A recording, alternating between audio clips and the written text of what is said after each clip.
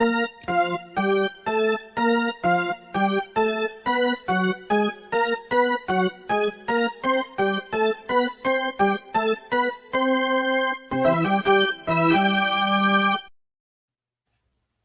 Saturday and welcome back into another edition of Betting the Diamond right here on Puff Sports Radio with me and my guy Moose Money Bets. How's it going this weekend, Moose?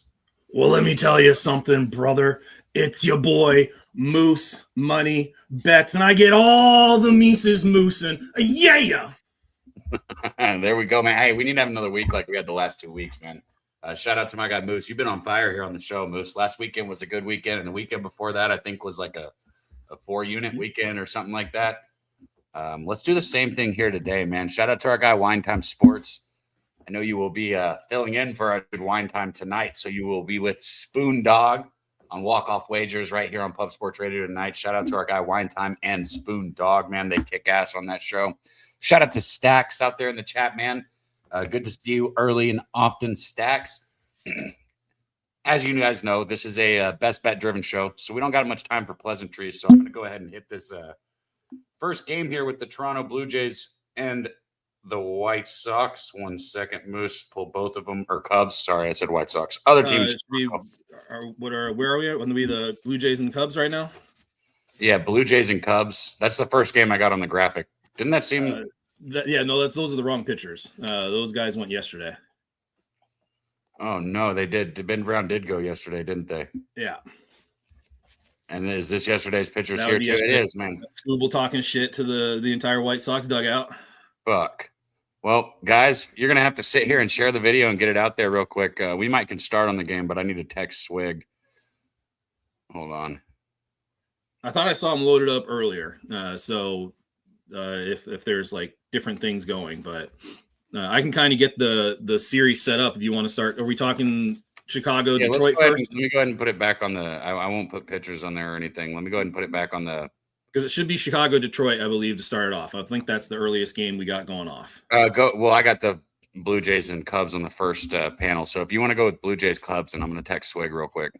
All right, I will switch over to the Blue Jays and Cubs. All right. Appreciate you. All right, so you've got the Blue Jays going against the Cubs. Cab, you can, when you get a chance, you just want to do the general records. But within the series, you've got the Cubs are 4-3. Took down a nice little, I don't know what the appropriate word to be, a beatdown. That's the right word. A beatdown of the Blue Jays yesterday. In the series, the Cubs are now 3-1 at Chicago. Chicago has won 6 of their last 8. And in 5 of the 7 games in the series, 6 runs or fewer, and in 2 of the 4 in the series, there have been less than 5 runs, but 6 of the last 10 Chicago Cub home games have gone over 8.5. There's also been some kind of crazy weather that has gone through Chicago recently. There's been a lot of weather, actually. Like I was telling you, it sounds like I'm getting hit by a hurricane right now. So do make sure that you're checking the weather and what kind of stadium you're in if you don't got a roof on it. Patrick Corbin here going for the Blue Jays, 2-3 with a 4.57 ERA, 43 strikeouts, 20 walks. You got Colin Ray on the other side, 5-5, 5.35 ERA, 56 strikeouts, 26 walks. Toronto's a plus 110, and then Chicago is looking like minus 130 is what I'm showing here, minus 131. Total sitting at 9.5. I got no bet on this one. Moose, anything? Yeah, I think I get the reason why it'd be minus 130. You got Colin Ray, who started 15 games. He's only started 11 of them, so it's not like he's been in every single 15 games as a starter. The Cubs, in all of his appearances, 6-9, but they are 4-3 at home. But since May, they're only 3-6 in games that Colin Ray has appeared in. 6 of the 9 games that Ray has appeared in have gone over 8.5. He has seen Toronto before. He's been much better at home. The sinker has started regressing last year, so he's pivoted more to a 4-seam fastball, which this year has also been kind of ineffective. I really want Colin Ray to throw the changeup more. If he starts throwing the changeup more, he's going to be a lot more effective, and he could be a guy that I would actually want to bet on in terms of how you might want to approach this game, just looking at where the market is lined, Colin Ray has no real crazy impressive statistics. Patrick Corbin on the other side has been really poor, but he had a 3.6 ERA in the month of May. Followed that up with an 8.42 ERA in the month of June so far. So it's not exactly the most impressive month of May with a terrible turnaround. Versus right-handed hitters since May 1st, Patrick Corbin, 5.06 ERA with a 3.03 batting average against, 5.08 slug, and a 4.91 FIP, but only 32.4% hard hit rate. That's not good. But given the numbers I just listed off, you'd think that'd be a lot worse. So potentially maybe Corbin in this kind of other world where he can be good and you can bet on him, but probably not in a situation where they have him listed as a dog against a guy that has struggled and does not have great numbers. Only way I could go would be an over here, but I'm not touching that with where they have it set. And I don't have all that much confidence that Ray doesn't kind of figure it out throwing better at home. We should have these graphics updated very shortly. As you were going through that, I made the quick phone call to our guy Swig to see if he could get them updated. He said they should be updated very quickly, but we're going to keep it moving, Moose, I guess, until they are. But like I said, everybody in the chat, I'm going to keep saying it, and when we hit every game, we know that these are not the right pitchers that you're seeing here at the bottom. It should be updated soon. As soon as it is, I'll click through the rest of the graphics for you guys as well. But here we go. Chicago White Sox taking on the Detroit Tigers here. White Sox sitting at 39 and 35. Tigers sitting at 31 and 44. Excuse me. Detroit is a minus 126, minus 130 favorite here. Total sitting at 8.5. In the series since 2024, Detroit 19 and 11 against the White Sox. But of course, White Sox haven't exactly been great. The series in Detroit since 2024, Detroit 8 and 5. Detroit has been 5 and 2 at home in June. The White Sox 3 and 7 on the road in June. The White Sox 8 of 10 have gone at least 8 runs on the road, and Detroit 5 of 7 at home have had at least 8 runs at home. So a trend towards the over in this game. Trending towards the over here, man. Shout out to my guy 2 Cents in the chat, man. He's got some Sunday driver, man. I know my dude Dutch Boy had some Sunday driver the other day on the set. Shout out to Dutch out there in the chat as well. He knows ball. Said, give me the Sox. My dude Josh Witt rolling in, man. Wine time, like I said earlier. June Gonzalez, all you guys, man. Thank you for being here early, man. Hit the like button. Share the video, run it up today. We're going to make you guys some money. I got 3 bets right now. I might add another one. I know it's not a ton, but I plan on winning all 3. And I know my dude Moose has some action as well. Pitching here, we got Sean Newcomb on the mound for the White Sox. 0-1 with the 2.76 ERA. This is a bullpen guy. He's got 40 strikeouts, 11 walks on the season. You got Troy Melton on the other side, 3-0 with a 2.81 ERA. 14 strikeouts, 6 walks. You know, I don't hate the look at the White Sox at plus money here, but I just don't want to get behind a bullpen day. So I'm off this game. Moose, what you got? Yeah, I may have talked about this before with Melton. I'm not sure if he came up last week, but an aggressive pitch count progression with him. And you've seen him go, like, from the minors, it was 55, 65. And in the first 4 games in MLB this year. So again, 55, 65 in the minors, first 4 games this year in MLB, 78, 89, 94, 88. This has longer, a bigger picture kind of problems down the road, or more prolonged. There he is. There's the word I was looking for. The prolonged problems down the road. When you ramp up a guy that aggressively, that can have issues later on. Write down Melton fade late in the year, because that is something that, given what we're seeing with how aggressive Detroit's been in his progression with his pitch count, absolutely 100% on the table. Cab, I know you've seen these guys too on other teams. Of course, not our guys. We don't do this to our guys. Our guys get progressed appropriately and in a timely manner. But when you see other teams do this, you're always like, dude, wait till the end of the year. This guy, he's throwing 92 now. He's going to be throwing 80 by the end of the year. bank it. Yeah, it's a bullpen day for the White Sox. The relief pitching for the White Sox since June 1st, 3.57 ERA, 225 batting average against. Dominguez did throw about 20 pitches last night, but everybody should be rested for a bullpen day. I don't really have much on this. I would absolutely look at the over. White Sox since June 1st against right-handed pitching, 254 average, 463 slug, and a 209 ISO. So I think an over is kind of a sneaky little play here. I don't have the money directly in front of me at this moment. Loading it up. You got the White Sox coming in as a betting favorite for the money, but the Tigers are taking the percentage of the tickets, and it looks like they are uniformly at the 8.5. They have not moved it, so I would be off the over off of this. If you start seeing nines pop up, maybe a little bit more likely, but over would be the only way I could look at this game. As we keep it moving, I'm going to say it every game. We're waiting on Swig to update the graphics, guys. Sorry that it's showing yesterday's pitchers. We've got all the other stuff, too. I can click through the bullpen, the batting, and everything. But, again, I need the graphics fixed, so nothing I can do until that gets fixed. As I go to the next game here, we got the Reds taking on the Yankees. Reds are sitting at 35-39 on the season. Yankees are 46-28. Yankees are minus 200 favorite here. Total sitting at 9.5. In the series since 2024, Cincinnati 5-2 at New York. Cincinnati 3-1 since 2024. Major league trend on the Reds without Elly De La Cruz, 5-11 since Elly De La Cruz went down. The Yankees 4-5-1 to the under in June at home. And with Elly, the Reds are averaging in their total games, not just the Reds offense, but in total games combined, 8.4 runs per game, 6-10 under 8.5 without Elly De La Cruz in the lineup for Cincinnati. Muted. Oh, sorry. I saw somebody come in backstage as we were doing it. I can now click through It's good. We're good. Yeah, I could. We got it now. Awesome.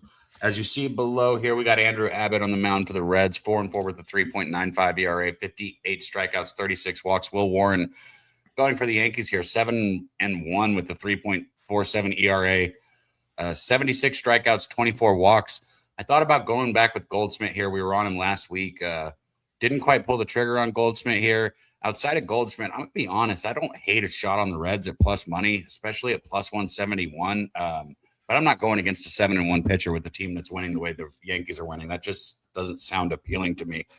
So I stuck with what I got here. Stayed off this one. What you got, Moose? I had a fun time breaking this down. Only one start for Abbott against the Yankees, so we can kind of toss it. It was a good start, but it was only one start against the team. It's tough to kind of get any kind of breakdown from that.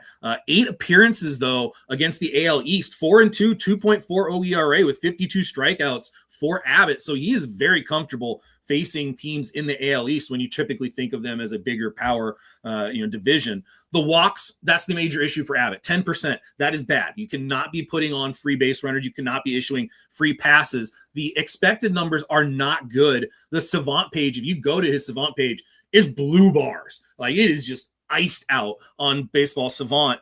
But if you look closelier, just a little closelier, you're going to notice that his pull air percentage, meaning how often hitters pull the ball to the air, is in career best this year and one of the best in the league at 11.7%. That contact has now, in terms of like, it doesn't happen. Like, they're not able to do it.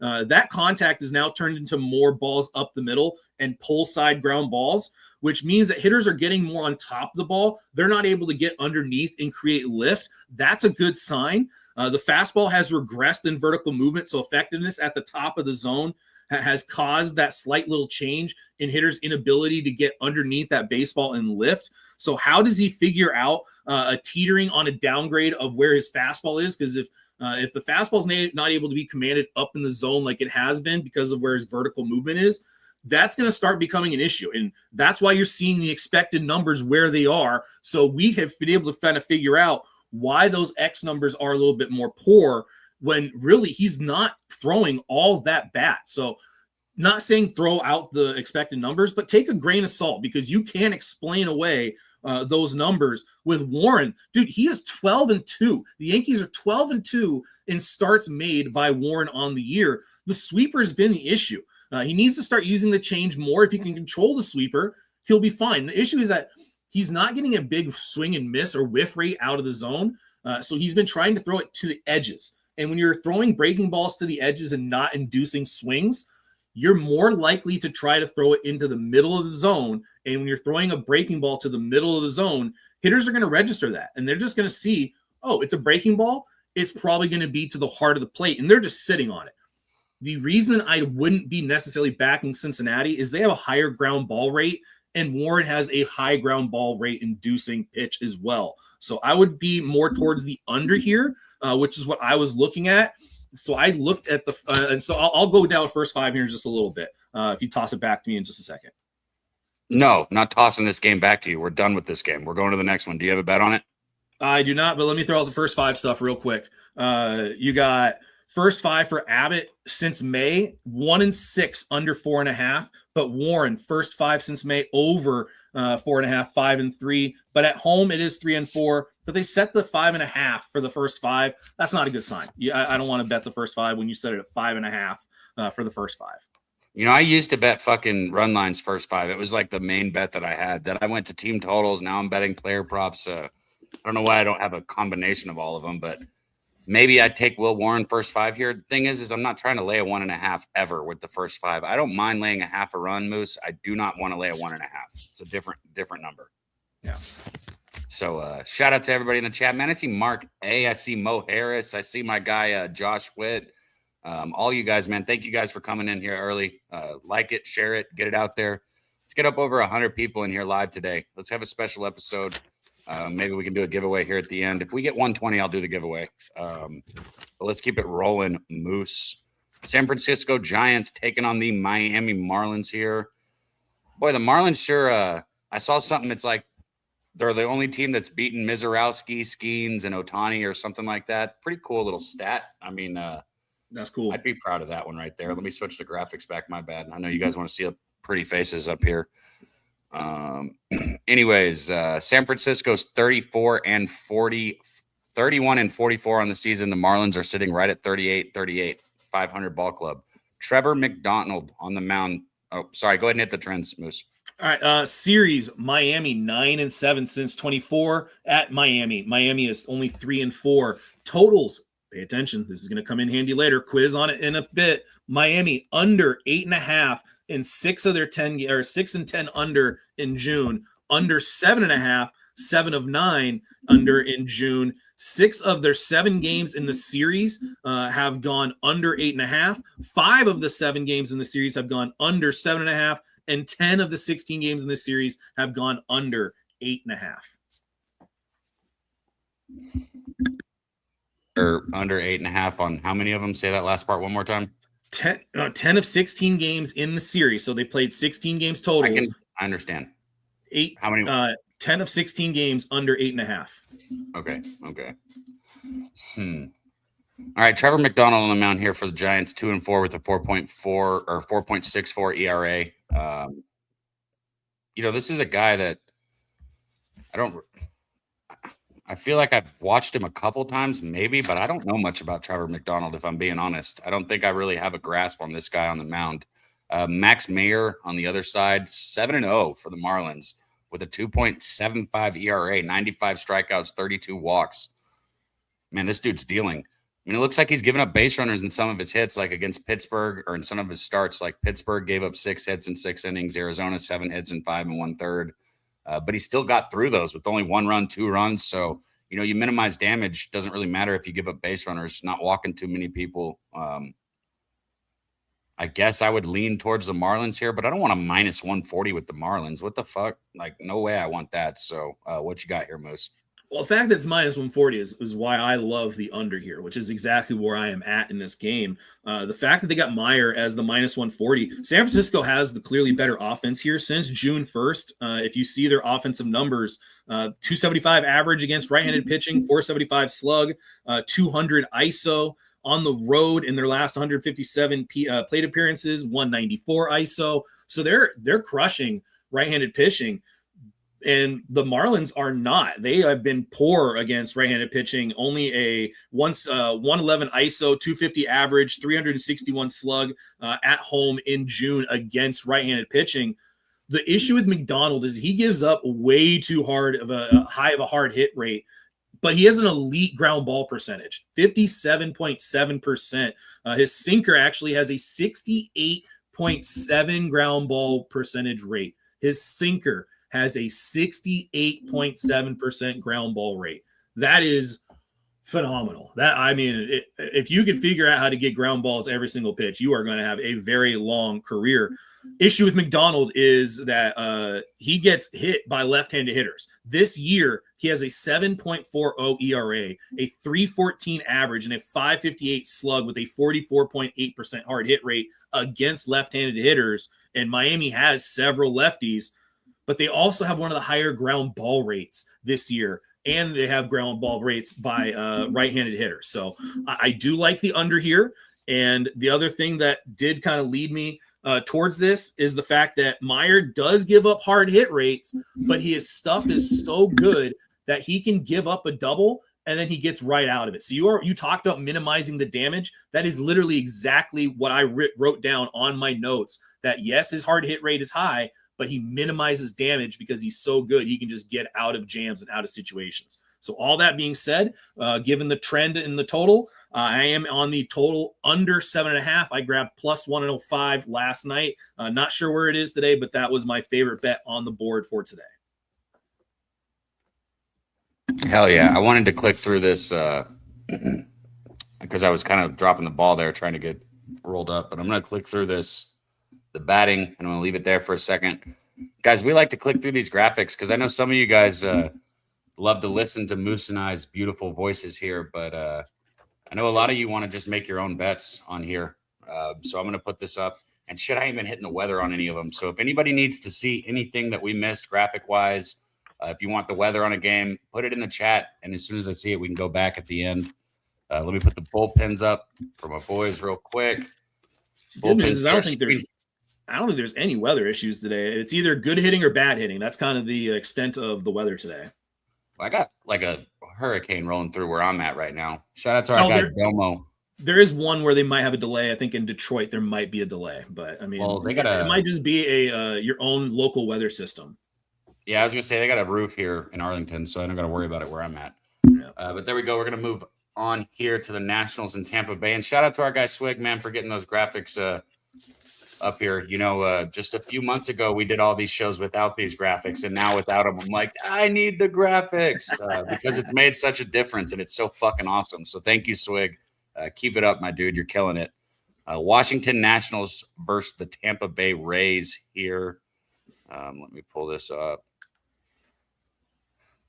Shit, I keep moving too many things, man. I got too many going on. I do need a joint. Fuck. Washington Nationals 39-37. Tampa Bay Rays, one of the best teams in the AL, still 42-30.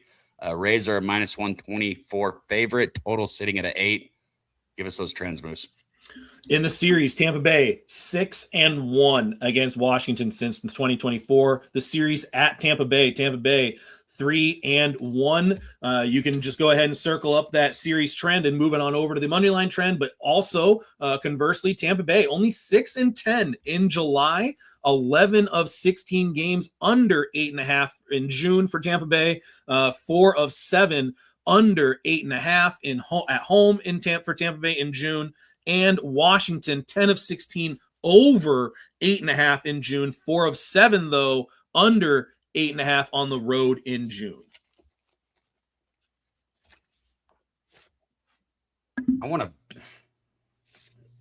to bet some sides sometimes, and I've just been staying off them this year. I've had success on them.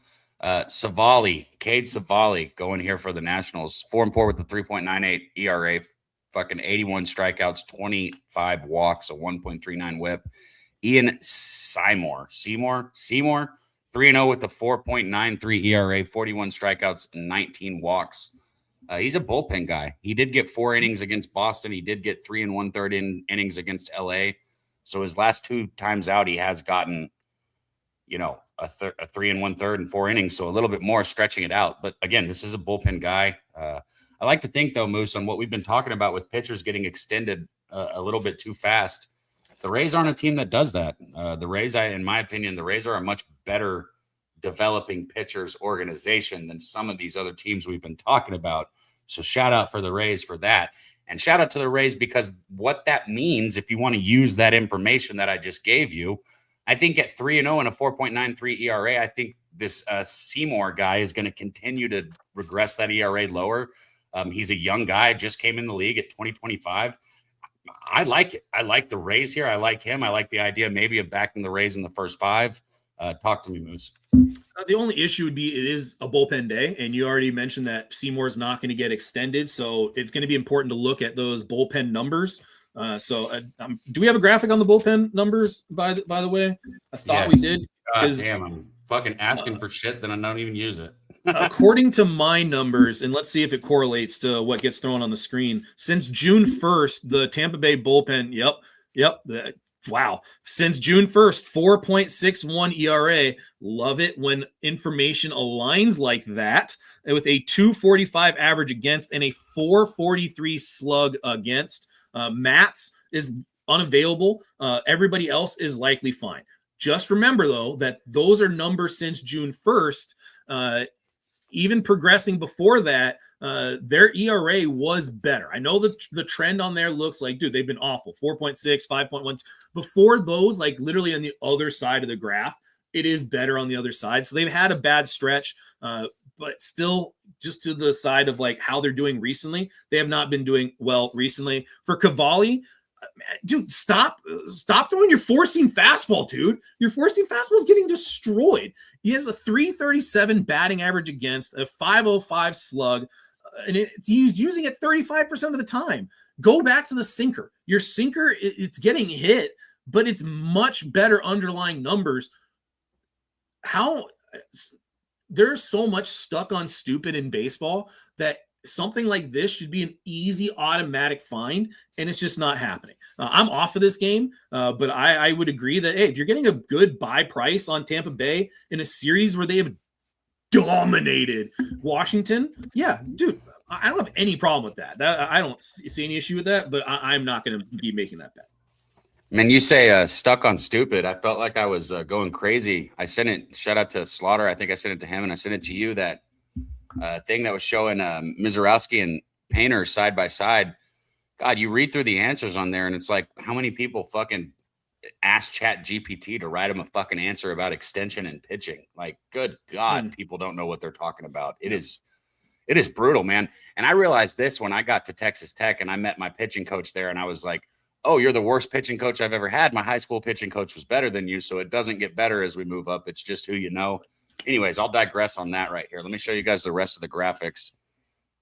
Oh, that's cool. And you got expected lineup. We don't need that because we're inside Tropicana Field. I love it. The Tropicana weather.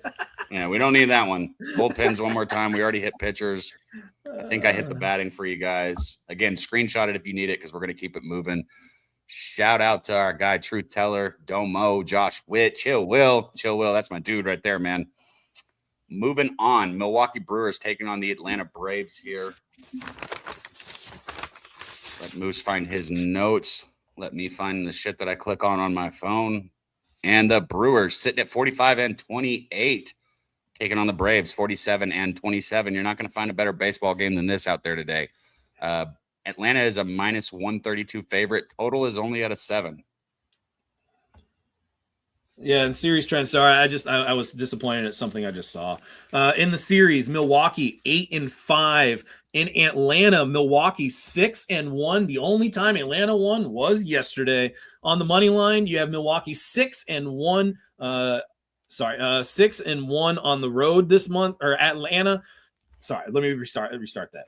Milwaukee 6-1 Atlanta. Atlanta 2-6 in their last 8 games. There has not been an Acuna.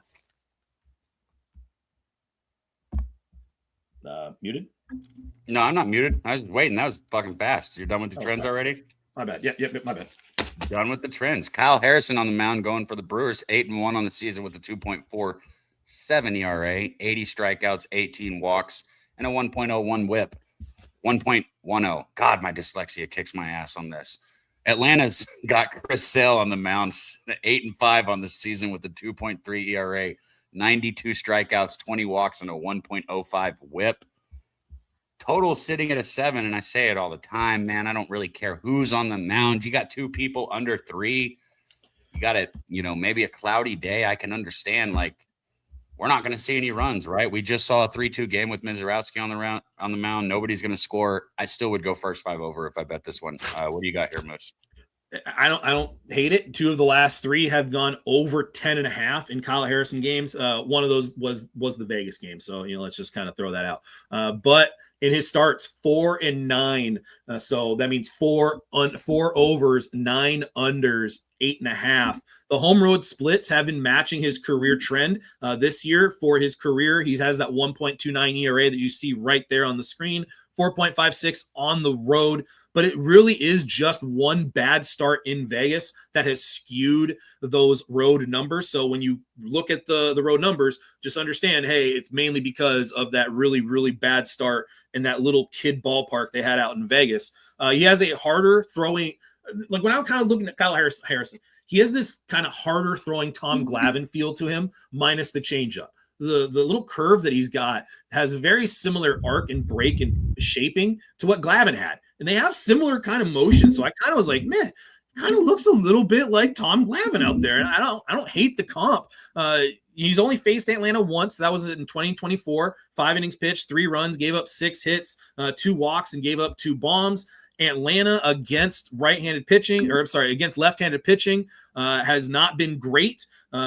But they've had a good ISO this month. But at home, it has not been as good. So a little kind of maybe not as good at home here. It's Chris Sale on the bump. The fastball velo has been up this year over 1 mile an hour. So you could see that as many people thought he was going to regress, he seems to be doing the opposite. He's really good. The only way you're going to beat Chris Sale is by hunting the fastball. That is the pitch that you need to attack.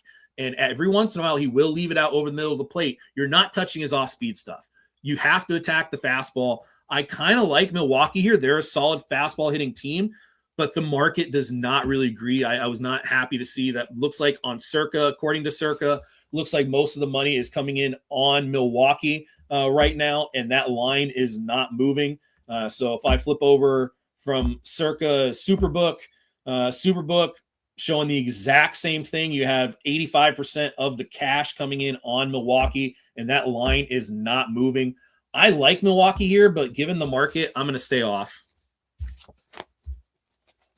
So we're off this one. I see the chat, man. I love seeing you get into the baseball, Dutch. I mean, you're here. We need a bet, but Dutch, you got to have one bet today. You got minus 280 with the Yankees yesterday, and you said put like 2K on it, so good job for that one. Give us your bet today, Dutch. Let us know what you got. Here we go. The San Diego Padres, Moose's San Diego Padres here, taking on the Texas Rangers. Not my Texas Rangers, but they are Moose's San Diego Padres. 38-36 are the Padres. 36-39 are the Rangers. Rangers are a minus 135 favorite here, which means you got Evaldi or DeGrom on the mound. Total sitting at 7.5. Give us those trends, Moose. Since 2024, the Padres are 4-3 against the Rangers at Texas. They have split the series now, 2-2. The Padres are 3-7 on the road in June. Texas, 9 of 16 games in June, over 8.5. Texas, 7 of their last 10 games, over 8.5. You've got Walker Buehler going with a 4-3 record, a 4.14 ERA, 58 strikeouts, 22 walks, and a 1.34 WHIP for the Padres. Like I said, you've got Evaldi on the other side, 6-7 with a 4.23 ERA, 83 strikeouts, 21 walks, and a 1.17 WHIP. First thing I think about is yesterday's game here. We had a total sitting at a 7 yesterday, and we saw Texas win that game 9-7. Man, there were 11 runs in the first inning of that game. Does that mean we're going to see 11 more runs in the whole game here? Of course not. That's not how baseball works. But there is some residual lag or hangover. When a hitter's hitting good, they keep hitting good. When somebody's pitching bad, they keep kind of pitching bad until it turns. There's a little bit of a residual with these things. I like the over, Moose, especially with how Evaldi's been trending. I think the Rangers, even though they're not a very good baseball team, I've said this all year, I don't think they really have a playoff shot. But in the dugout, they don't know that right now because they're in the worst division in all of fucking baseball. And not only are they 2.5 or 3 games out of the wild card spot, they're 2.5 or 3 games out of the division lead. So, it's a full send for the Rangers here. Same thing for the Dodgers. And in that case, in that scenario, I like the over. Instead of betting the over, though, I did take Brandon Nimmo over 1.5 total bases. I've had great success with Brandon Nimmo over this season. Betting him plus 130 is a bet that I love here against Buehler. So Nimmo over 1.5 total bases. What you got on this game, Moose? Now, early on in the season, it was very Jekyll and Hyde with Walker Buehler. There were moments where you're just like, dude, this guy shouldn't be in the big leagues. But then they'd have long stretches just like, oh, all right, I can kind of see what's happening. Ruben Niebla is just a pitching guru. That guy has been able to help so many pitchers throughout his entire career. And Buehler, just add him to the list of guys that he has helped and he has turned around. Since May, totals in his game are 3-5 to the under 8.5, and 4 in a row of Walker Buehler games have been under 8.5. The hard hit rate is a concern. It's a 42.2% hard hit rate, which is the worst of his career. But on the flip side, he also has the best ground ball rate of his entire career. Left-handed hitters was a problem early on in the season. He has made corrections to that. He has really been able to utilize his arm side movement on his sinker, on his changeup, to be able to induce better elite contact against left-handed hitters. So you've seen improvement with his left-handed hitter numbers. Eovaldi is kind of where I did most of my dive here because he has been throwing the splitter an unusual amount. He's throwing the splitter a 37.2% of the time. You're throwing a splitter almost half of your pitches, more than 1/3 of your pitches. The amount of strain that a split finger puts on your arm, especially when you're getting older in life, can be significant. Roger Clemens famously had a splitter that he would use. And one of the things he talked about is that he wouldn't use it as much, and he would try to use it more as a change. So he wouldn't be splitting the grip as much as he'd be putting the ball deeper into his palm to try to get more depth on his pitch. Which is not a split finger. He should have clarified that for everyone. He should have said throw a changeup instead of a split. Yeah, well, it's a split change, I guess. But when Roger Clemens actually talked about it, he actually said, like, it's still a splitter. It would just not be like split to the point where it was when I was, in my youth and I had more dexterity in my hands. As you get older, you're losing that hand strength. Arthritis starts kicking in. All that good old fun stuff. But quick one for the chat, Moose. So what we're saying here, yes, people are throwing baseballs a lot harder. Yes, you're seeing a lot more 100-mile-an-hour pitches in the major leagues nowadays.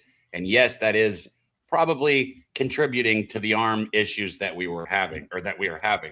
However, when we split our fingers, whether it's with a changeup or a fastball grip, however we want to, and we split it on that baseball, and now when this baseball comes out of my hands, I am getting less pushback than I do when the baseball is behind my fingers. And what ends up happening as I extend, I am putting a shit ton of pressure on this elbow because I'm trying to throw this split finger.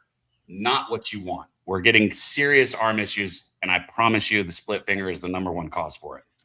You can also literally just put your finger on your hand and just open your fingers, and you can literally feel your muscles open. So when you're opening your fingers, you're tensing that forearm muscle. You're putting extra strain on that. Now, to prove that this is having regression in Eovaldi's performance, his heavy reliance on the splitter, you are now noticing that since 2021, hitters are now pulling the ball to the air the highest part of his career. It is now 17% of the time that hitters are now able to get underneath the ball and lift. And a split finger is designed to go underneath the bat, not get hit underneath by the bat. So you are seeing an improved barrel percentage, which is the worst of his career, worst since 2022, I should say, a 9.1%.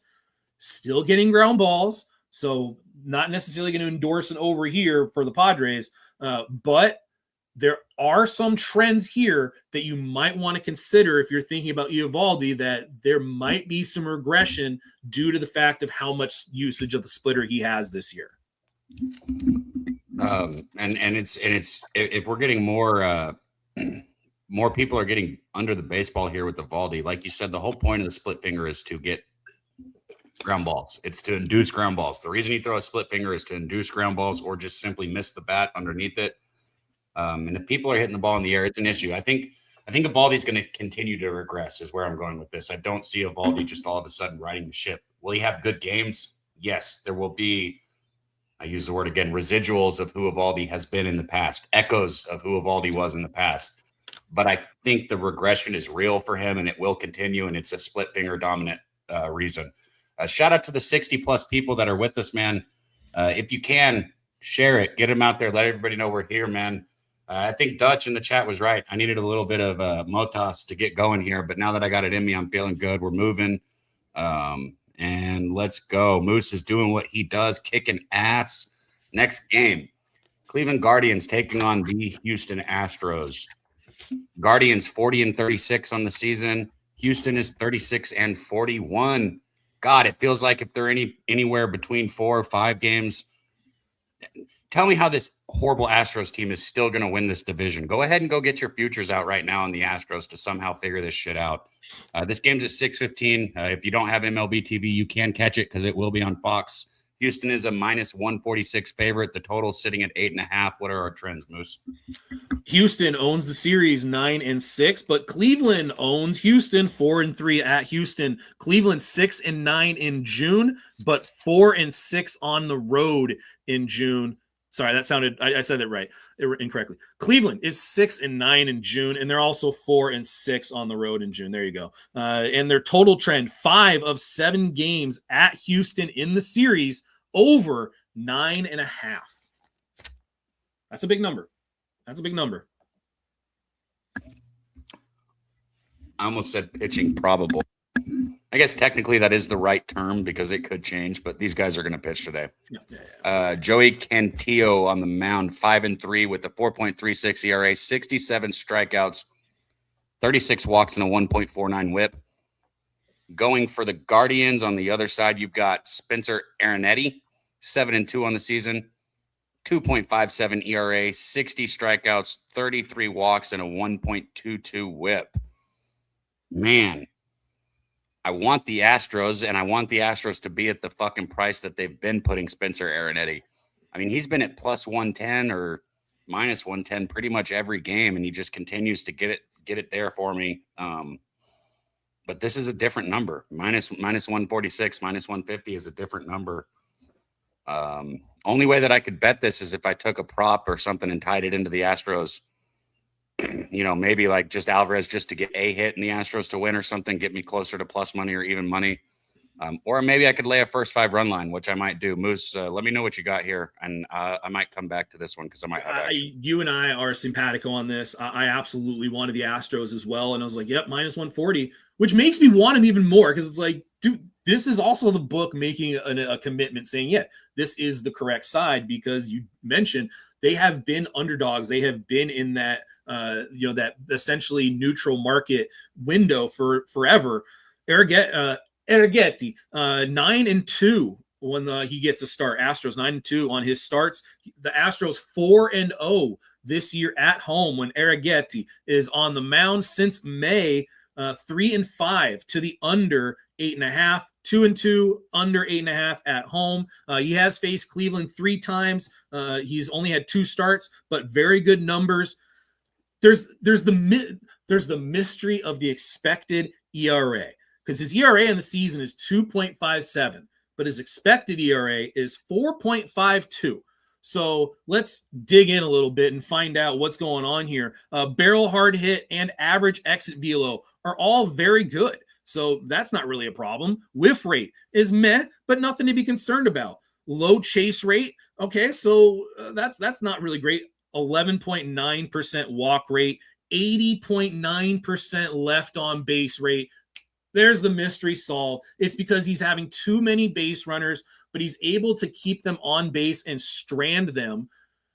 I understand that if you are allowing a lot of base runners and you're not necessarily a ground ball pitcher to get out of those situations, that you are asking for trouble, and Arrighetti is asking for trouble. I still feel confident in him enough that I would love to bet him. But Cantillo on the other side, the Guardians 5-3 on the road in his starts. He just needs to fix his goddamn pitch mix. He is throwing his fastball and it's getting destroyed. Jose, fix your pitch mix. Stop throwing your fastball all the time. Your other pitches are actually pretty good.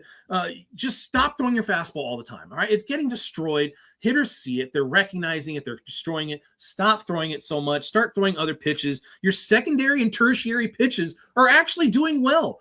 Throw those more. Make your fastball more of your tertiary and make your tertiary your secondary your primary. Other than that, I got nothing. I would love to take Astros and potentially team total over. They are hitting well, but they have not been hitting well at home against lefties this since May 25th, since May 18th against lefties. 239 average, 341 slug, 102 ISO. I would like to do Astros team total over 3.5 and money line. I don't think I'm going to be able to get to the window on that, but that would be the closest I could get. First 5 is off the table for me. Cantillo 5-3 on the road, first 5 as well. Both of these teams and pitchers seemingly trending in the wrong direction. And you look at these pitchers, guys, and when you look at a chart like this, you can look at a spike when you're looking at a smaller sample size. You can look at a big spike and not really think much of it because it just is what it is. But what you don't want to see is what we see on both of these guys right here. Right? This is exactly what you don't want to see. This is a trend. This is this is building. This is building over time. And then I see the same thing here with these hitters, man. Both of these teams are just kind of struggling right now. Let's pull the bullpens up really quick. So you guys can get a look at the bullpens. At least the Astros bullpen has been doing better. So yeah, maybe it is in the first 5 look if I take the Astros. Shout out to my guy Matty Ice in the chat, man. There's my dude with the taint play of the day. Let us know, man, what you got loaded up today, Matty Ice. Shout out to Josh Witt, Mark A, Wine Time Sports, Chill Will, everybody, man. I'd love to see that 120 in the chat today so we could do a giveaway. If we hit 120, I'll do it right here on the spot. But we got to run it up, man, because we got – I guess we got 5 or 6 more games. We still got time, but we got to wake people up. Let them know, get the sleep out of their eyes. We are moving here. Moose, I'm going on to the next game unless you got anything else you want to add before we do. Let's keep it rolling. Yes, sir. St. Louis Cardinals taking on the Kansas City Royals here. Boy, I tell you what, the Royals are sure hitting the baseball. I've got a couple players on both sides that I kind of want to bet here and that I've been betting. Where is this fucking game at? Why am I missing this one? I got nothing on this one, so I don't think they have. Is there no game? This game got moved. They just canceled it. Weather. They're just like, no, fuck that. Okay, I don't have anything here, so there must be no game. Somebody in the chat, let me know. Right? That's crazy. Yeah, is that seriously? Holy dude, I did every game. Kansas, that's really, bro. It's Kansas, and I'm telling you, if it sounds like a hurricane out here, they're getting fucking Wizard of Oz tornadoes and shit right now. Is it a scheduled day off? That's fucking weird. There's no way a Saturday is a scheduled day off. There's bad weather that's so bad that they knew that they couldn't play, so they just didn't put it up. I don't know if that's a fact or not. Somebody please check me, but that's what I'm calling. It's called context clues. Pittsburgh Pirates versus the Colorado Rockies here. Pirates sitting at 38-38, so right at 500 on the season. Kind of disappointed. Thought the Pirates maybe could keep it above 500 and maybe make a run here with this young staff that they've got. Rockies 24-47, doing what the Rockies do. Pittsburgh is a minus 211 favorite, total sitting at 2 or at 10.5. What we got trend wise, Moose? Series, Pittsburgh owns the series 10-6, but at Colorado holds the advantage 4-3. Pittsburgh 6-10 in June, 4-6 on the road in June as well. Paul Skeens has a 6-game, or the Pirates have a 6-game losing streak with Paul Skeens on the mound. Wow. What's his? I'm going to go ahead and go straight to the pitching. After you say that, it makes me want to look at it, and then I'll go show pitchers here. Okay, I mean it's not him. It's the Pirates. It's not him at all. Absolutely. Run support has been the issue. It has absolutely been the run support. It's also interesting. People might not remember this. He pitched in Air Force. He's very well adversed. Fort Collins is up in altitude, so he's very familiar with Colorado. I didn't know he pitched at Air Force, man. I hated when I pitched in Colorado, man. But like we said, 6-6 record. He's lost his last 6 starts, but a 2.85 ERA, 99 strikeouts, 16 walks, and a .93 WHIP. You've got Sungano, Tony Sugar. His nickname is Tony Sugar or Tommy Sugar. Tommy Sugar. Not going to call a guy Sugar. 7-4 win-loss record. He's got a 4.54 ERA, 41 strikeouts, 22 walks, and a 1.34 WHIP. Fuck it. I don't want it. Moose, how you getting paid? Not on this game. That's for damn sure. But I did find something kind of interesting here. If I had to pick an MLB pitcher to get a hit off of for $1 million, Tommy Sugar is absolutely the guy that I am picking. He is the major league pitcher that I am picking to be like, I can hit this guy. He doesn't walk anybody, so you're getting strikes. You're guaranteed to get strikes. You're picking this motherfucking guy. This is the guy right here. He's got his fastball velocities, low 90s. He's basically just a splitter, and he throws strikes. That's all I need. Going with, and I don't give a fuck about that ERA. Who? One guess.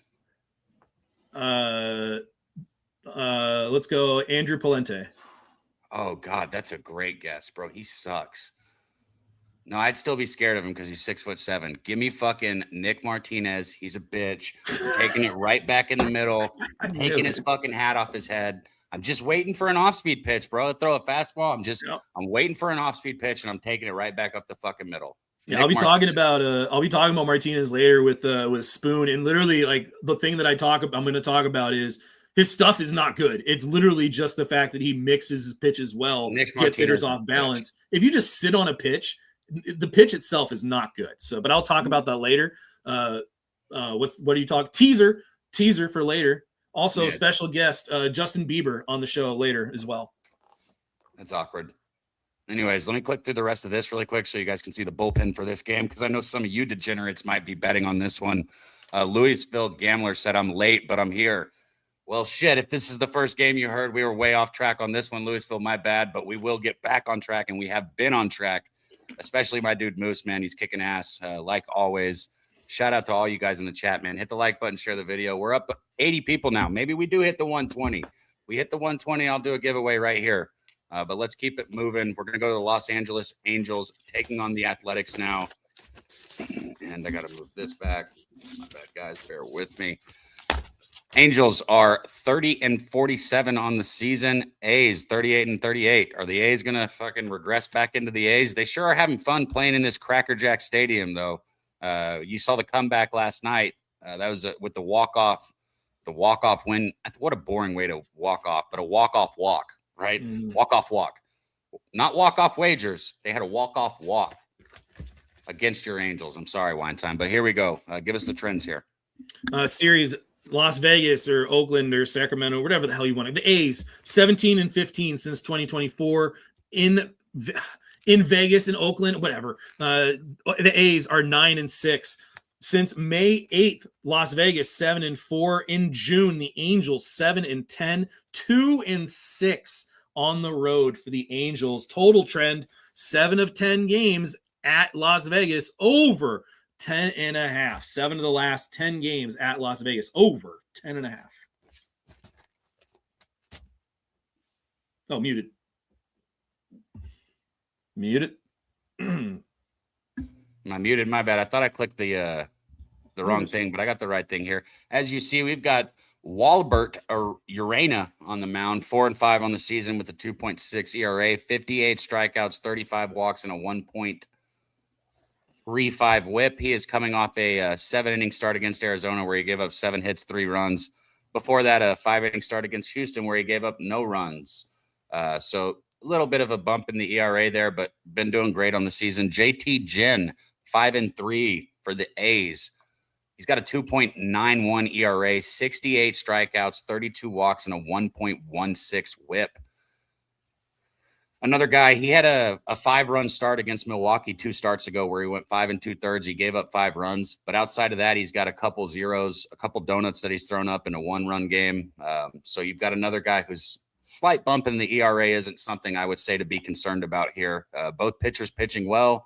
Totals at 9.5 because, well, this is a Cracker Jack Stadium. Moose, what you got? Yeah, and that's why you're going to see those metrics. But even at home, you still look at that home ERA for JT, not Ted, and definitely not Gin and Juice. He's pitched decently enough. It's the issue with him has been the walk rate, which is 10.1% on the season. But his pitch metrics are very good. His mistakes do result in extra base hits. So when he does leave one out over the middle of the plate, it is getting hit harder than maybe some of the other pitchers. So his tendency for his mistakes to end up as bigger mistakes is a little bit higher than some other pitchers. But the Angels, one of the lowest walk rates since April. So potentially really good matchup for Ginn here as he goes up against a team that does not walk all that much. Urania, Angels 6-7 in his starts. 1-5 in his starts on the road. They've been better. He's been better at home. You see it there on the screen, or you saw it there on the screen. He's been better at home, but even his road numbers still aren't all that bad. 3.86 ERA in the road. The issue with him is that when he faces left-handed hitters, he has an inability to throw strikes. He has a 14.6% walk rate against left-handed hitters this year. 14.6%. That is exceptionally high. On the season, his walk rate is already very high, but you add in the fact that he's now almost 15% to left-handed hitters. That is just not good. And Las Vegas has lefties. So you should expect traffic. And if you're putting traffic at a ballpark like that little Cracker Jack Stadium over there, and you're adding base runners with 3 passes, that is a recipe for disaster. And when you talk about a total trend where 7 of the 10 games have been at least 11 runs or more, I get it. The ground ball rate certainly minimizes his walks, and it's been a very good ground ball rate, 52% ground ball rate, but that is still asking for a lot of forgiveness to get out of jams when you are at a stadium that has one of the highest run totals in Major League Baseball. I couldn't get to anywhere on this. I do kind of like the over here, but Ginn playing better, pitching better at home, and Urania, if he's able to throw strikes, his stuff is electric. So I'm not there yet. I might kind of peek out a little bit more, but the only way I could look at this would be the over. In the way that it's priced, it is expecting Ginn to pitch well today. Okay, man. We got Martez Denny in the chat. He said A's over 4.5 run. I see my dude Truth Teller in there. West up 420, man. That's Abel A right there. Shout out to him. And you're right, Lone Star Raider, a win is a win. You are right about that, man. Walk off. God damn, my words are so bad, Moose. Wager Detective in the chat, man. Good to see you, my man. It's been a minute, I feel like, since I've seen you in there. So good to see you in there. Hope all is well, my dude. Let's cash today. Minnesota Twins taking on the Arizona Diamondbacks here. Let's go. 36-41 are the Twins. 39-36 are the Diamondbacks. Arizona's a -131 favorite. You got a total sitting at 9. What are our trends here in this one, Moose?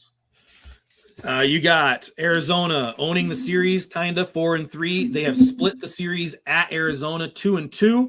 Quite a few total trends. Arizona, 12 of their last 17 under 8.5, but Minnesota, 13 of their last 17 over 8.5. 5 of the 7 games in the series over 9.5. 6 of the 7 games over 8.5 in the series.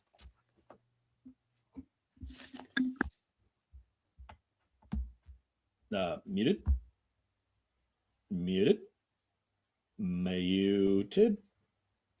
Did we skip the Phillies game? Yeah, we haven't done that one yet. What the fuck? I don't know if I have a graphic for it. Oh, well.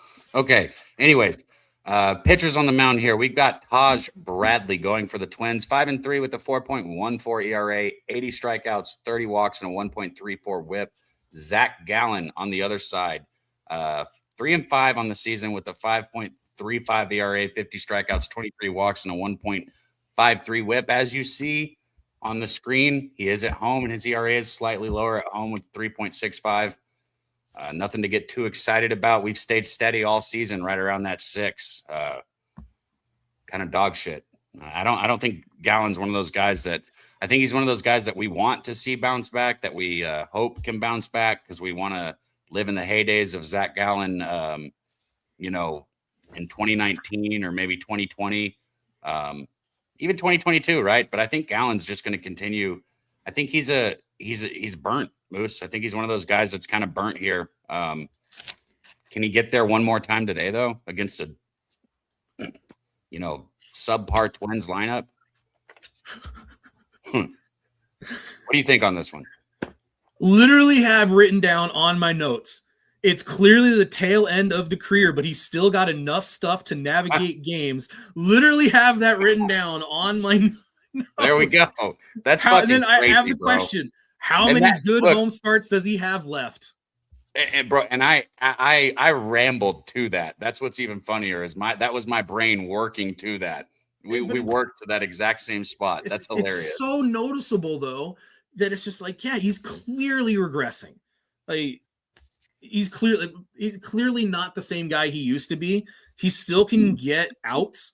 The 4-seamer is just getting absolutely destroyed. I mean, he's got a 330 batting average against on his 4-seamer with a 486 slug.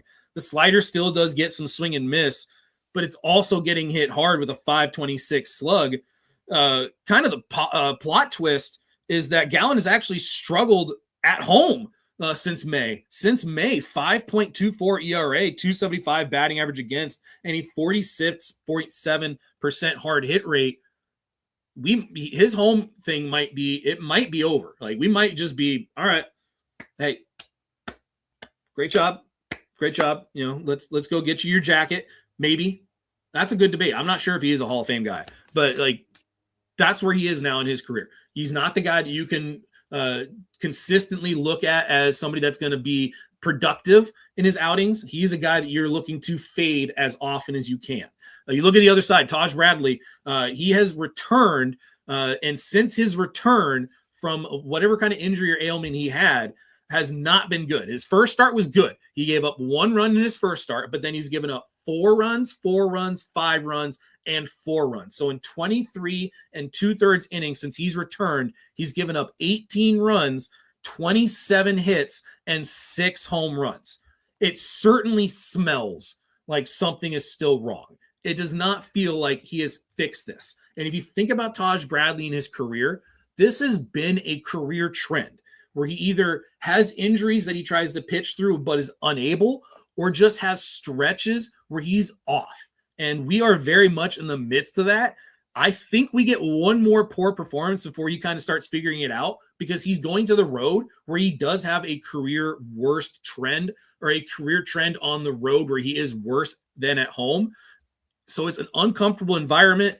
Arizona does not hit, has not been hitting all that well recently. The fact that they made them a -130 gives me a lot more hope.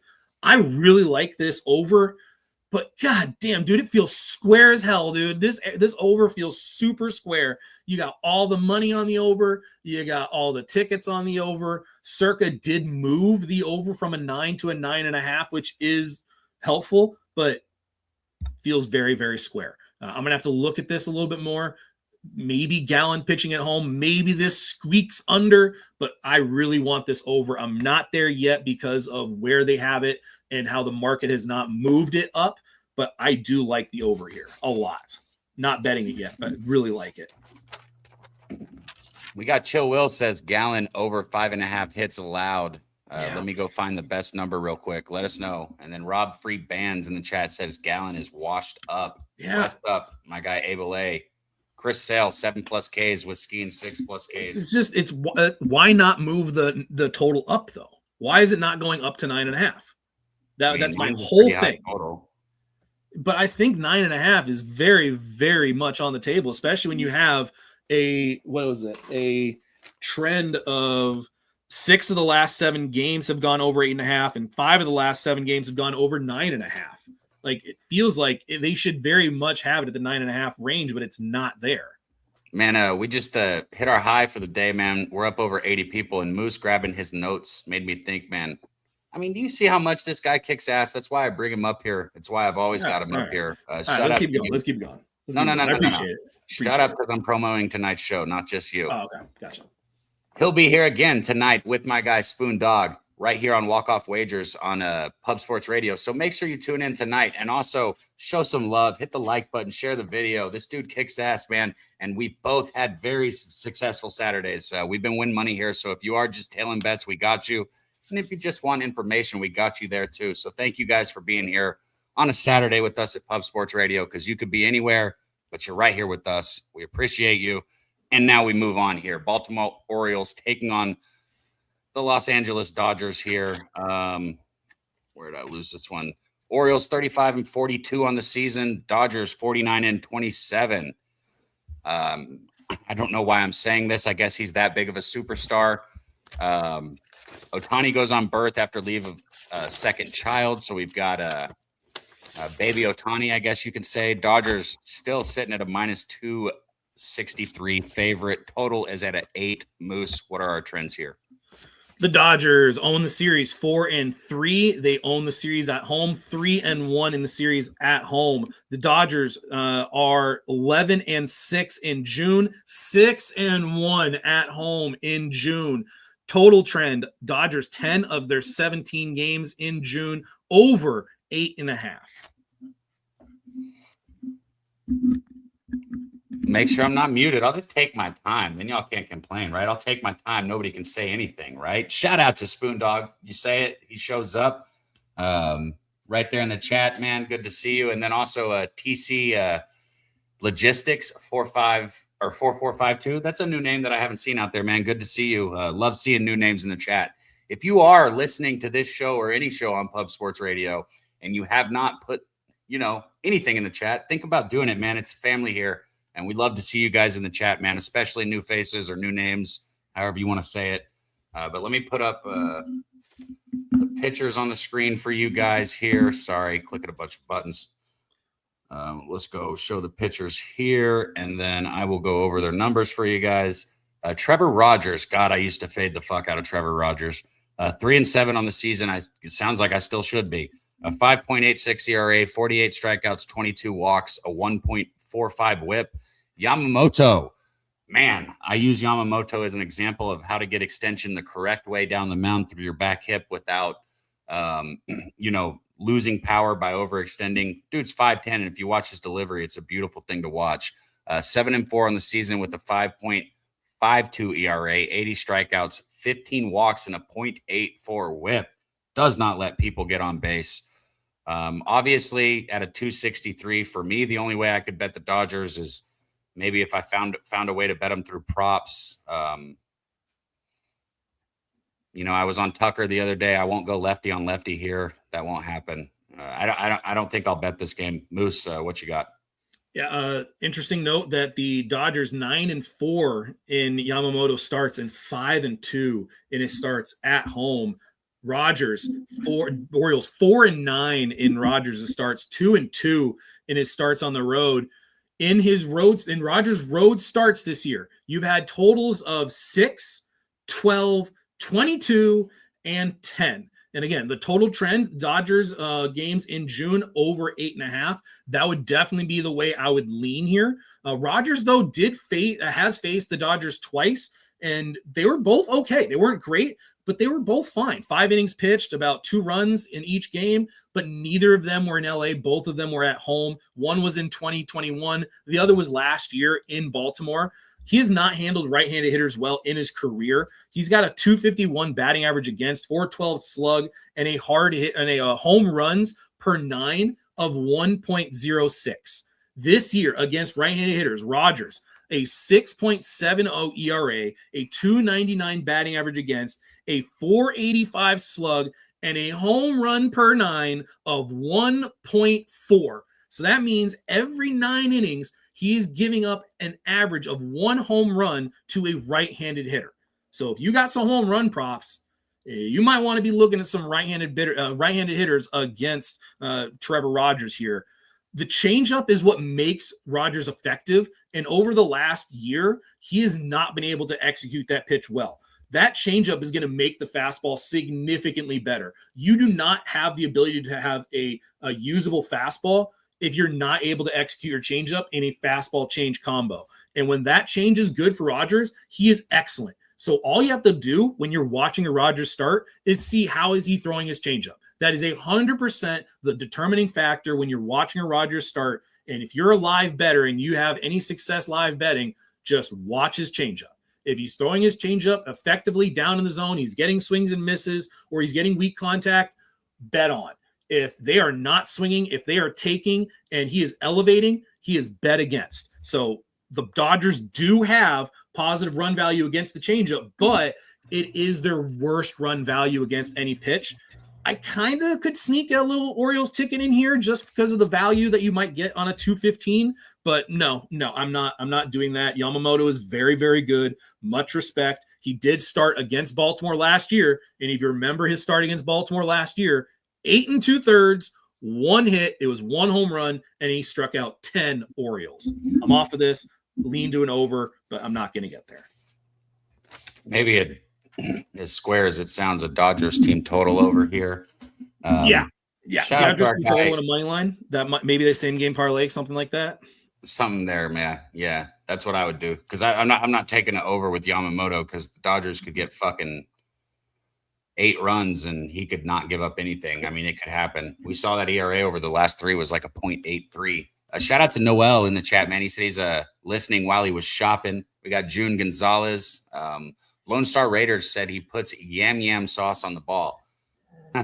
That's some baseball lingo if I've ever heard some. Real quick, Moose, I had 2 brothers and one of them was velo testing, and we set goals. He was trying to hit his goal.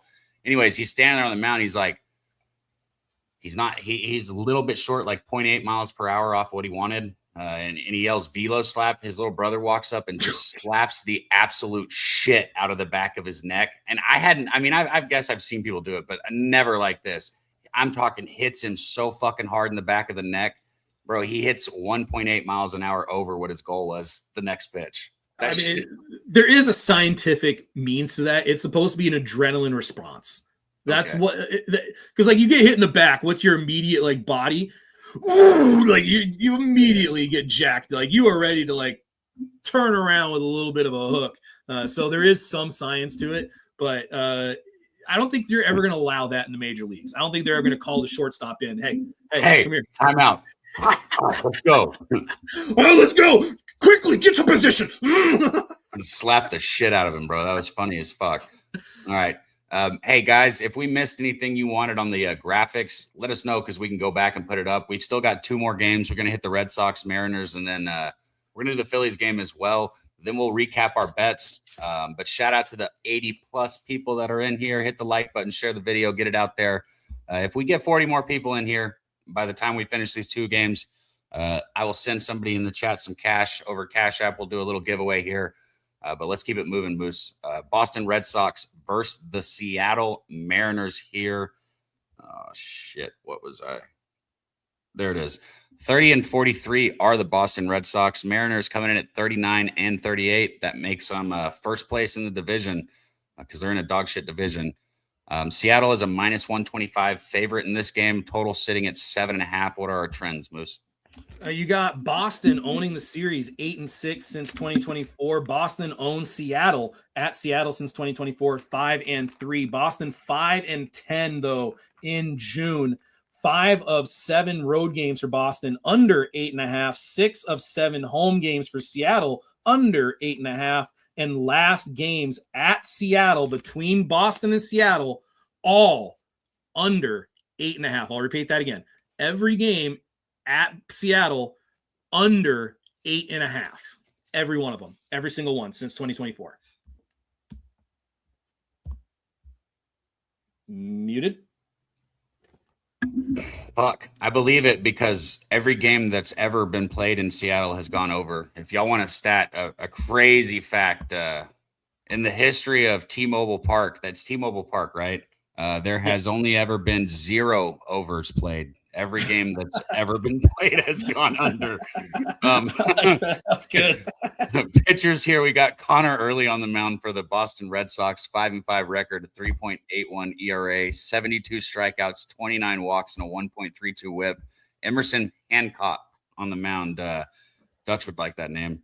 For the Mariners here, 5-3 record with a 3.28 ERA, 75 strikeouts, and 17 walks with a 1.02 WHIP. Under the fuck. I'd go under if I bet this game. Maybe take the Mariners minus 125. Hell yeah. I maybe can get behind Emerson here. Maybe a minus 125 with the Mariners or under 7.5. Talk to me, Moose. Yeah, I'm probably going to make this official, but I do like Boston. That's the side I'm going to want to be here. Early 5-9 for Red Sox, but 3-4 on the road, so they've been better on the road. His home ERA 4.82, his road ERA 2.82. The issue has been his fastball for Connolly early is 35.8% usage, and he has a 215 batting average against, a 210 expected batting average against. Kim Kardashian by size butt here, 473 slug and a 486 expected slug with a hard hit rate of 43.9 and an average exit velo over 90 miles an hour. That is going to give you a lot of why you are seeing some issues at home where the slug is going to show up a little bit more. And you're a little bit more aware of your surroundings because slug down the lines is going to be hurting you a lot more in Boston than it does basically almost every other park besides New York. So he's coming off of his worst start of the season, and he has a solid bounce back against a Seattle lineup that against left-handed pitchers has not hit all that well. Since May 25th, that's 200 at-bats. You do have a 292 average, but only a 410 slug and a 118 ISO. So lower slug numbers, lower ISO numbers. And for Hancock, I see some regression coming here. The barrel rate is 10.7%. That is a concern. And at home, it's a hard hit rate of 49.7%. That is not good.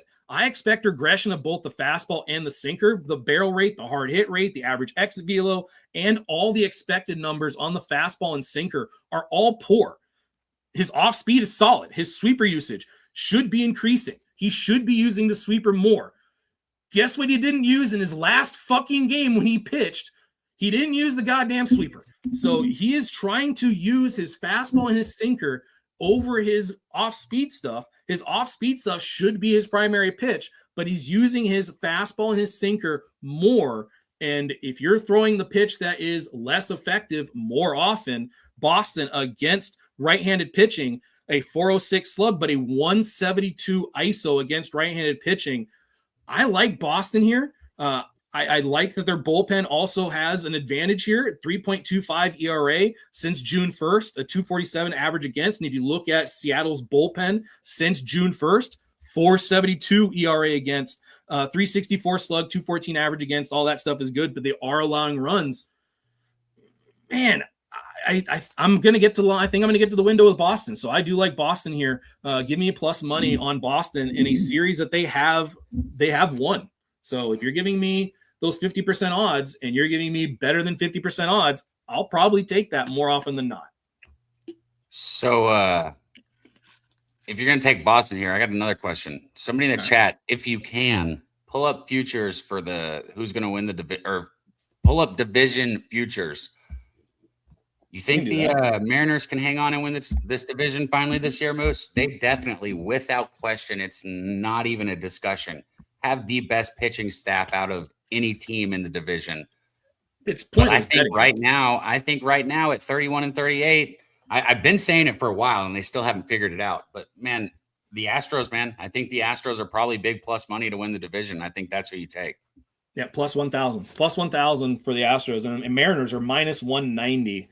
The Astros are what? Plus 1,000 on Bet Online. I'm going to go ahead and put fucking $100 on that. I don't give a shit. I can give away that $100 if I have to. Not right here, but I will after this show. I mean, look, the Astros are not the same Astros of the past. I know that. But this is the same Mariners of the past, and they're going to do what they've always done. I just got a feeling. That's all I'm saying. They're not going to hit the baseball. They're going to pitch good enough to be right in the race right up until the end, and then their hitting is going to let them down. Just what I feel, man. Could be wrong.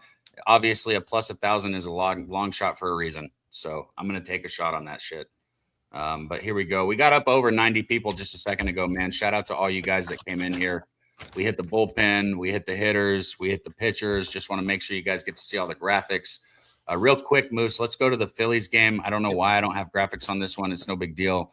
But 34-41 Mets taking on the 40-35 Phillies. This one will also be on Fox. Philly is a minus 188 favorite. Total sitting at 7.5. What are our trends on this one, Moose?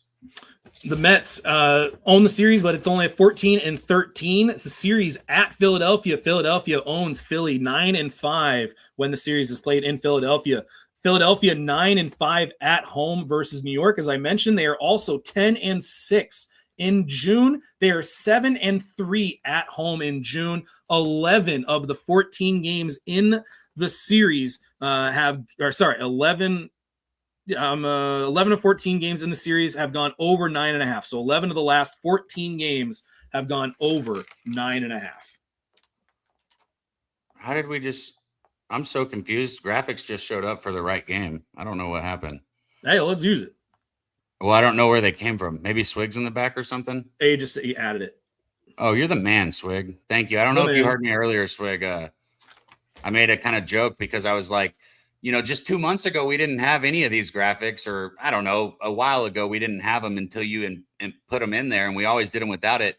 Man, these things are so nice that now when I don't have them, I'm like, I don't know what to do. Where are the graphics, right? Man? You've been making this shit so professional. Thank you, Swig. We appreciate the hell out of you, man. Very good. Looking good. Good.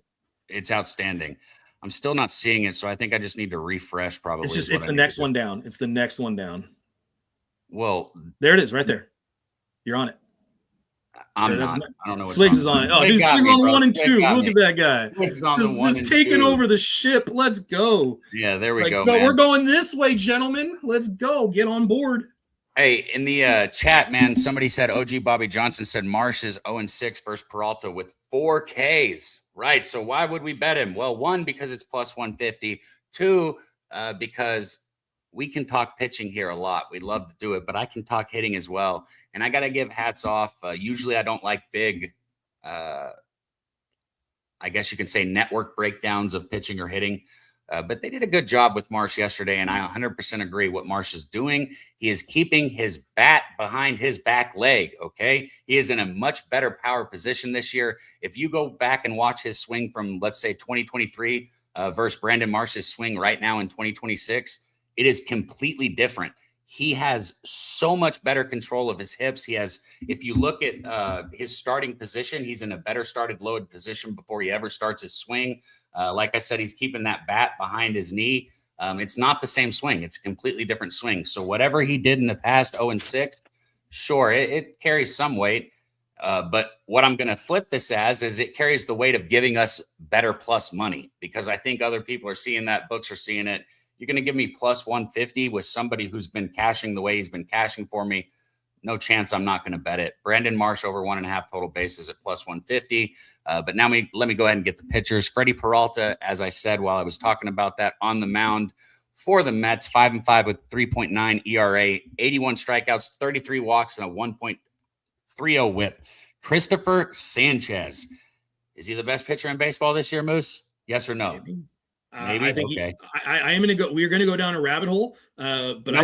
Yes or no. That's why I said that. That's why I specified yes or no. No. Okay. Christopher Sanchez, 8-3 with a 1.82 ERA, 116 strikeouts, only 19 walks, and a 1.09 whip. Go ahead and talk to me, Moose. All right. Peralta. Yes, I see improvement. There is improvement there. I do have an idea that would never happen. There's no way it would ever even get discussed, but I think it is the right call.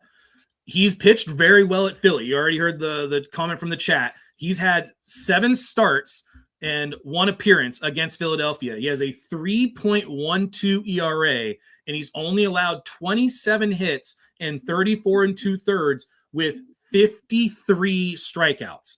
But he's only pitched into the 6th inning once in all of those starts. So you're going to very likely get the bullpen here.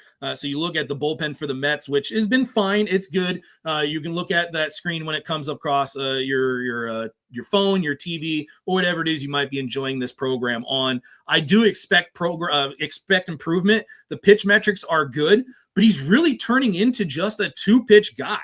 He's a fastball and a changeup pitcher. Those 2 pitches account for 78% of his pitch mix. Dude, put him in the bullpen. Like, let him max out his velo. Put him in the bullpen. Like, this would be a great call. I'm telling you, this would be a great call. Up, bro. This is a great call. Bruce, you've never said that is your first Dutch comment on this show. This is a great call.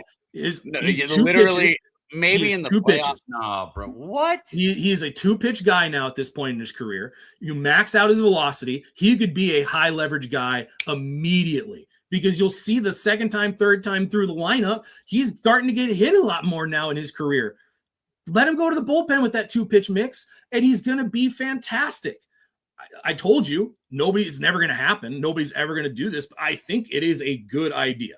And I have a tendency to want to make starters that are inconsistent and put them in the bullpen. I do have a tendency to kind of have that thought in my head. But going to Chris Sanchez, he's been really good. He's been really good. But get your soups ready and don't tell Emmer Fudd because it's time to go down a rabbit hole. His changeup has a 136 batting average against, a 137 expected batting average against, a 160 slug, and a 176 expected slug. The average exit velocity off of his changeup is 81.8 mile an hour, a whiff rate of 46.5, and an average launch angle of -3 degrees with a ground ball rate of 67.8%. Is this the best changeup of all time?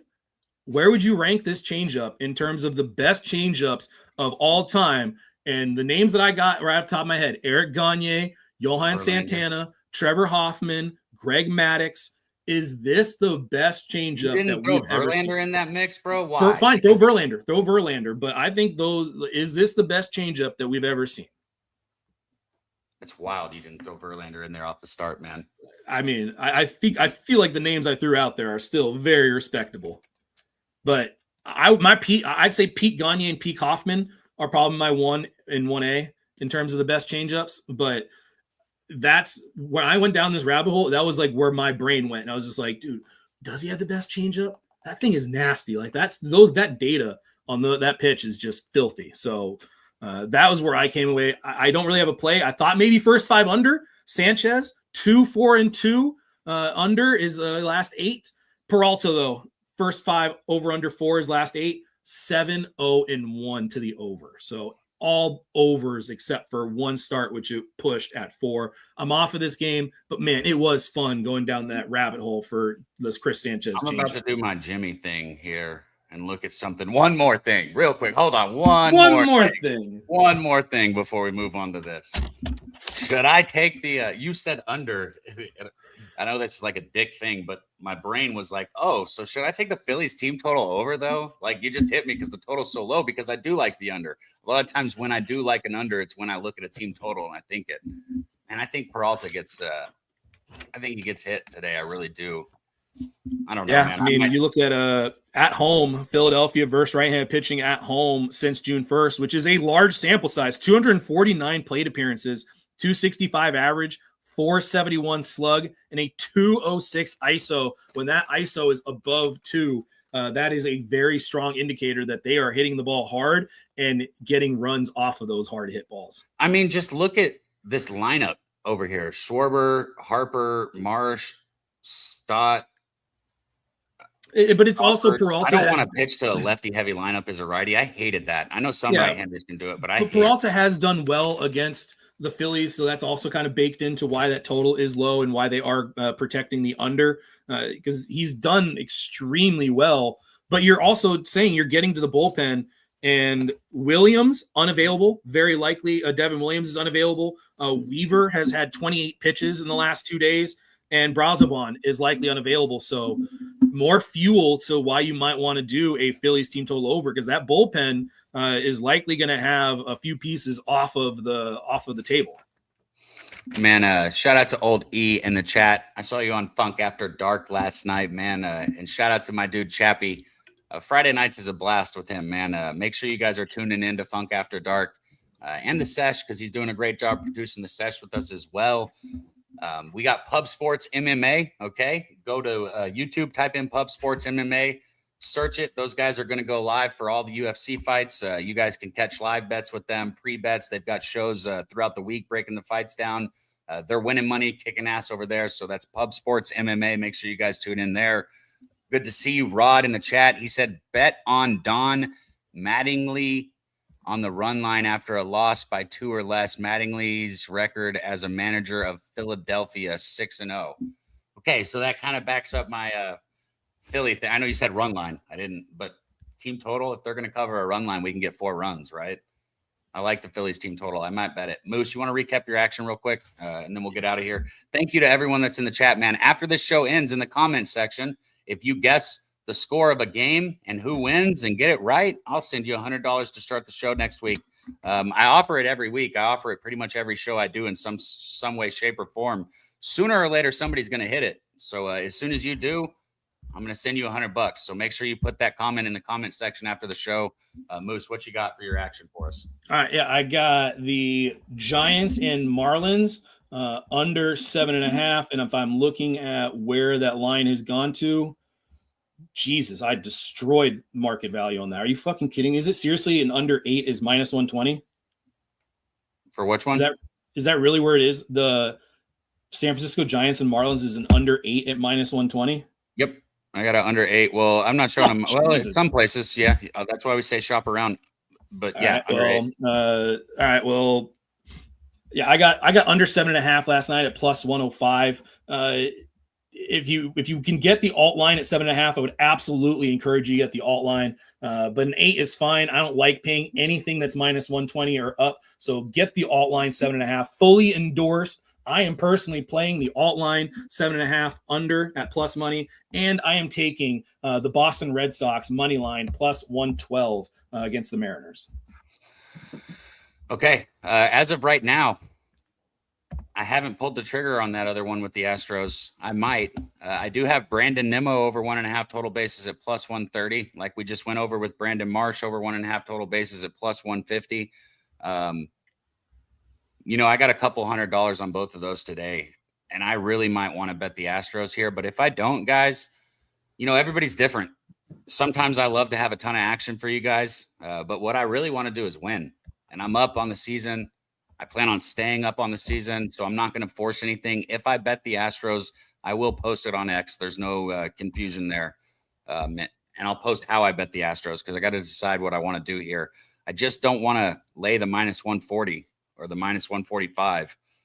If I can get a better number on the money line, I'll take that. But I'll post it, and that's it. Moose, any last words for the chat? No, got nothing. Catch me later. I'll be talking more pitching with spoons. Pitching with spoons, walk-off wagers, Moose money bets, Spoon Dog.